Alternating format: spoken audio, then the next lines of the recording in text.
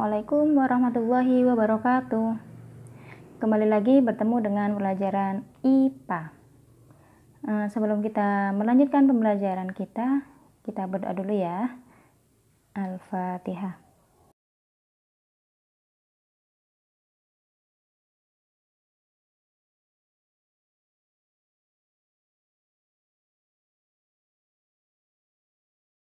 Anak-anak, semoga hari ini kalian dalam keadaan yang sehat, baik jasmani dan rohaninya.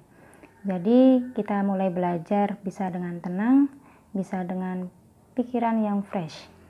Sebelum kita belajar, silahkan untuk menyiapkan alat tulisnya. Kemudian buku atau modul IPA yang kemarin sudah dibagikan. Sudah siap semuanya? Nah, yang belum membawa bukunya silakan diambil dulu, di stop dulu videonya bisa. Hari ini kita akan membahas soal-soal tentang pencemaran lingkungan bab 3. Jadi buka halaman 29 tentang latihan soal. Perhatikan data berikut, ada 4 data. Dari data di atas yang termasuk indikator bahwa air mengalami pencemaran adalah, kita lihat nomor 1, airnya berbau busuk. Ya, jelas, itu pencemaran. 2, ada banyak ikan di sungai. Bukan. 3, air yang jernih dan tidak berwarna. Ini malah bagus. Kemudian yang keempat, ditumbuhi eceng gondok, alias terjadi peristiwa eutrofikasi. Berarti indikator atau tanda pencemaran adalah nomor 1 dan 4.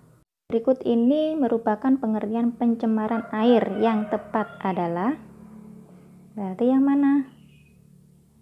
Ya, berarti masuknya zat, energi, atau komponen lain ke dalam suatu perairan sehingga kualitas air menurun. Pilihan yang B. Soal ketiga, kegiatan manusia yang dapat mencemari lingkungan perairan adalah, kita lihat yang A, membakar daun. Pembakaran ini lebih banyak ke pencemaran udara. Ya. B, mengolah sampah bekas. Ini malah bagus. C, membuang limbah deterjen ke sungai. Nah, ini jawabannya yang C, karena itu akan mengganggu biota air. Pada suatu daerah, warga membuang limbah merkuri atau raksa ya ke suatu danau. Dampak yang terjadi dari kegiatan tersebut adalah yang A, ya, terjadinya penyakit Minamata. Nah, tentang penyakit Minamata ini bisa dicek kembali di bukunya di subbab pencemaran air. Di sana ada tentang penyakit Minamata. Dibaca ya.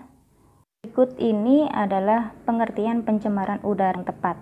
Jadi sebenarnya pencemaran lingkungan secara definitifnya sama saja, yang membedakan adalah medium fisiknya atau tempat dia tercemar.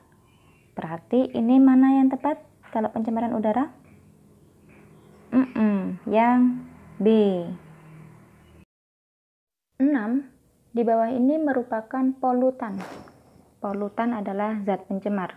Nah, A, B, C, D itu adalah polutan kecuali manakah yang tidak menyebabkan pencemaran? Yang D, ozon. Nah, ozon atau O3 ini lapisan yang ada di atmosfer bumi yang malah melindungi bumi kita dari sinar ultraviolet atau radiasi matahari. Bisa dilihat pada gambar di situ. Nah, sehingga sinar yang masuk ke bumi itu bisa sedikit tersaring. 7. Kadar karbon monoksida atau CO yang berlebih di udara dapat mengakibatkan, CO ini biasanya banyak dikeluarkan oleh hasil pembakaran kendaraan bermotor. Nah, CO ini mampu menyebabkan pengikatan oksigen di darah terganggu. Pengikatan oksigen di darah terganggu sehingga biasanya merembet ke sesak nafas, merembet ke gangguan peredaran darah kita. dan sampai bisa ke pembekuan otak. Berikut dampak adanya polutan atau pencemar udara yang berlebihan di bumi, kecuali, ingat, kecuali, berarti kita mencari yang bukan dampaknya. Kita lihat yang A, penipisan lapisan ozon. Nah, ini disebabkan oleh polutan berupa CFC. Jadi ini mencemari. B, mempercepat kerusakan bangunan. Jelas, karena pencemaran itu nanti menurunkan kualitas lingkungan. Yang C, meningkatnya kadar ozon. Ingat tadi ozon bagus apa buruk bagi bumi? Yang D, meningkatnya suhu. Berarti semakin panas suhu di bumi, pemanasan global. Berarti mana yang bukan dampak dari polutan? Iya, yang C, meningkatnya kadar ozon. Kalau terjadi banyak polutan, maka ozonnya itu semakin sedikit biasanya. Nomor 9, pencemaran tanah. Yang mana? Iya, yang A. Perhatikan data. Kegiatan manusia yang dapat menjadi penyebab pencemaran tanah. Ditunjukkan nomor. Kita lihat nomor 1, membuang logam berat sembarangan. Ya. 2, sering menggunakan kendaraan bermotor. Ini penyebab pencemaran udara, bukan tanah. 3, menggunakan pupuk kimia berlebihan. Bisa. 4, menanam pohon berbahaya. Saya rasa nggak ada pohon yang berbahaya untuk tanah ataupun udara secara berlebihan ya. Jadi jawabannya adalah 1 dan 3. 11. Hujan asam berarti kadar derajat keasaman atau pH air pada hujan asam ini rendah ya, maka disebut hujan asam. Hujan asam merupakan salah satu dampak dari pencemaran udara. Polutan yang dapat menyebabkan hujan asam adalah, ini jawabannya adalah yang A, sulfur dioksida dan sulfur trioksida. Zat ini banyak dihasilkan dari asap pabrik ataupun aktivitas gunung berapi. Nah, untuk keterangan lebih lanjut tentang zat-zat ini ada di bukunya di subbab pencemaran udara. Jangan lupa dibaca lagi. Salah satu upaya menanggulangi pencemaran udara adalah dengan reboisasi. Ingat ya, reboisasi penghijauan kembali, penanaman hutan kembali. Hal ini dilakukan karena kenapa kok kita harus menanam pohon? Kenapa pohon itu penting? Coba dilihat pada gambar. Nah, ternyata satu pohon ini bisa untuk menyuplai atau memberikan oksigen yang cukup untuk pernafasan 3 orang. Satu pohon. Kemudian ketika satu pohon itu ditebang, itu menghasilkan 1 rim kertas. Jadi hati-hati, kita harus hemat kertas. Karena setiap 1 rim kertasnya itu butuh 1 pohon dewasa, 1 pohon besar. Yang sekitar umur 5 tahun. Nah, 1 pohon ini kalau dia dibiarkan hidup, dibiarkan tumbuh, maka bisa menyerap karbon dioksida.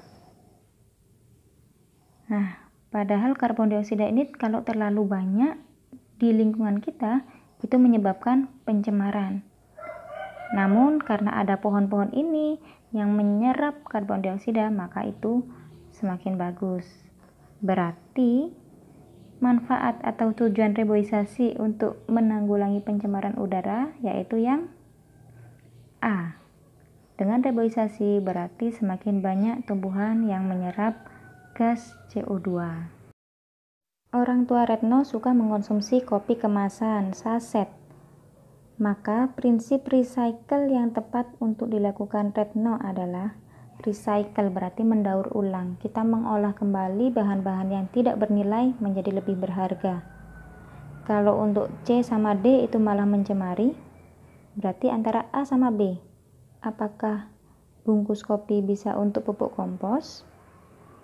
Ataukah B, membuat kerajinan? Coba diingat. Nah, ada gambar seperti ini. Ternyata bungkus kopi, bungkus-bungkus minuman plastik itu bisa digunakan untuk kerajinan. Contohnya pada gambar. Bisa untuk tas, bisa untuk tempat pensil, bunga, dan sebagainya. Itu adalah prinsip recycle. 14. Di suatu perairan terdapat eceng gondok yang tumbuh subur dan pesat. Hal ini dapat terjadi akibat adanya eutrofikasi atau tumbuh pesatnya eceng gondok ini biasanya diakibatkan oleh deterjen, pestisida, ataupun limbah-limbah yang dari pabrik seperti pewarna teks. Jadi jawabannya adalah yang A. Nomor 15 sangat gampang sekali. Cara memusnahkan sampah padat yang paling aman adalah didaur ulang, yang C. Zat polutan yang dapat menyebabkan kerusakan logam lebih cepat adalah yang B, H2S alias hidrogen sulfida. Hidrogen sulfida ini selain dari asap-asap gunung yang memiliki kadar sulfur atau belerang lebih tinggi, juga bisa dikeluarkan oleh limbah atau asap pabrik. Senyawa CFC atau kepanjangannya klorofluorokarbon, berarti dia mengandung zat klor, fluor, dan karbon. Bisa dibaca lagi ya di bukunya. Senyawa ini dapat menyebabkan penipisan lapisan ozon di atmosfer. Peristiwa tersebut terjadi karena CCFC ini yang biasanya didapatkan atau dikeluarkan dari pemadam api, aerosol, atau AC, di dalamnya AC. Nah, senyawa ini kan mengandung gas klor. Dan gas klor itu ketika terlepas ke udara akan bereaksi dengan ozon. Sehingga ozonnya yang tadinya ozon itu O3 terurai menjadi oksigen alias O2 dan O. Jadi ozonnya terpecah, ozonnya rusak gara-gara gas klor. 18. Pemakaian DDT alias dikloro-difenil trichloroethan pada pertanian dilarang karena DDT tertimbun dan mengumpul pada konsumen puncak melalui rantai makanan. Peristiwa tertimbunnya DDT ini disebut D. Bioakumulasi.